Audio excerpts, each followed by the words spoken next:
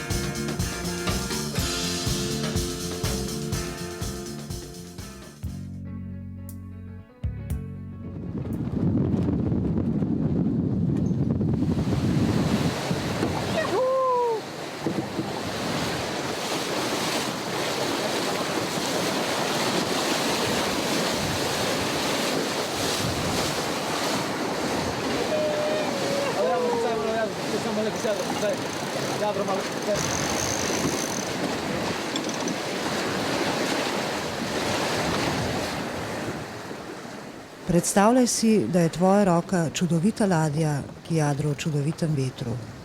Mimo pride druga ladja.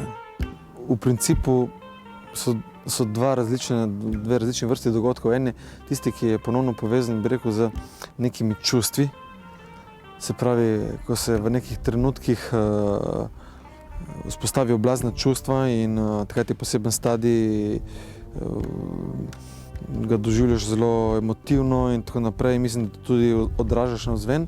Drugi je, bi rekel, pa stadij tistih občutkov oziroma tistih situacij, ko človek mora pokazati svojo odločnost. Ne.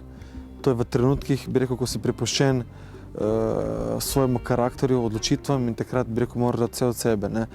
In te trenutki so zelo kratki, precizni, zelo močni in jasni. Ne.